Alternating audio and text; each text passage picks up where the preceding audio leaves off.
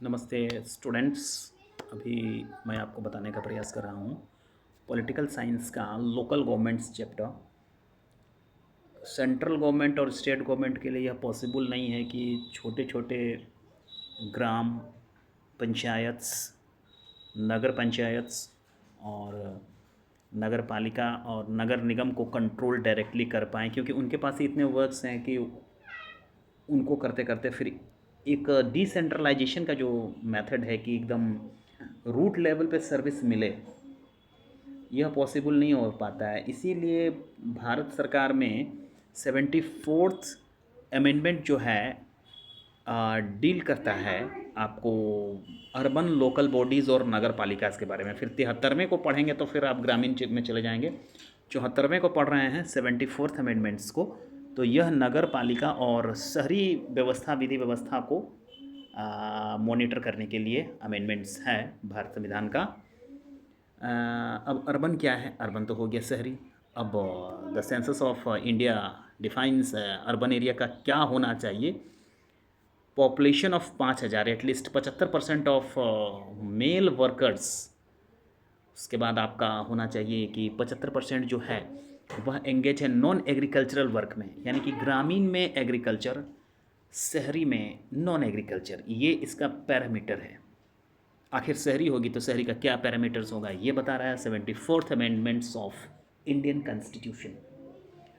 अभी पॉपुलेशन के बारे में एटलीस्ट आपको, उसके बाद आपको ए डेंसिटी ऑफ पॉपुलेशन एटलीस्ट 400% पर स्क्वायर किलोमीटर 2011 सेंसस कह रहा है about the 31% of India's population lives in urban areas. ये 2011 का एनसीईआरटी बुक से मैं आपको स्टडी करवा रहा हूँ और उसके आधार पे आंकड़े प्रस्तुत कर रहा हूँ। चूँकि बुक्स पुरानी है, न्यू आंकड़े कुछ अलग हो सकते हैं।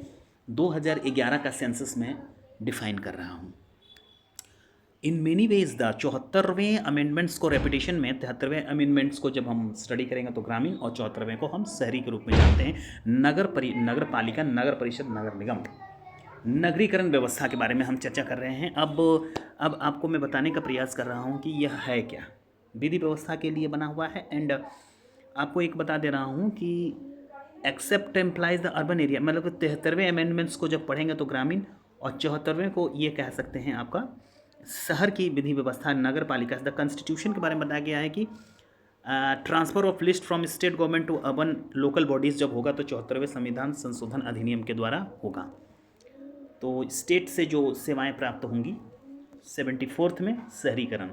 तो यह आपको बताने चाह रहा हूँ कि इसमें आपका लोकल बॉडीज़ के बारे में डिस्क्रिप्शन है। किसके बारे में? आज मैं स्टूडेंट्स आपको बताने का प्रयास करूँगा। Today there are the more than 6,000 zila परिषद। यह आंकड़े थोड़े पुराने हो सकते हैं, लेकिन अभी 600 जिला परिषद और जिला पंचायत, 600 ब्लॉक्स और में आपका पंचायत, और 2,40,000 gram panchayat in rural India and over 100 city corporations हैं। यह आंकड़े उस समय के बता रहे हैं। तो इस अमेंडमेंट्स के द्वारा आपको शहरीकरण की जो विधि व्यवस्था है उस पर डिसेंट्रलाइज करके सेवाएं जो है वो रूट लेवल तक पहुंचाने की बात करी गई है। स्टूडेंट्स, मैं बताने का प्रयास कर रहा हूँ कि 73 और 74 के बारे में जब मैंने डिस्कशन किया अमेंडमेंट्स का, तो यह 1989 का सेंट्रल गवर्नमेंट इंट्रोड्यूस किया हुआ 2 कॉन्स्टिट्यूशनल अमेंडमेंट्स है, जो एम्ड है जो strengthening local government and ensuring the infirmity of their structure. उसके स्ट्रक्चर को स्ट्रेंथ प्रदान करने के लिए, किसके लिए? स्ट्रेंथ। तो स्ट्रेंथ प्रदान करने के लिए यह कॉन्स्टिट्यूशन का अमेंडमेंट्स है, ताकि जो शक्तियाँ सेंटर से स्टेट और स्टेट से जो एक रूट लेवल तक हर लोगों को पहुँचे, इसके लिए संवैधानिक यह अमेंडमेंट्स है। अगले वीडियो में और कुछ बताने का प्रयास करूँगा। तब तक के लिए बहुत बहुत धन्यवाद। Thank you.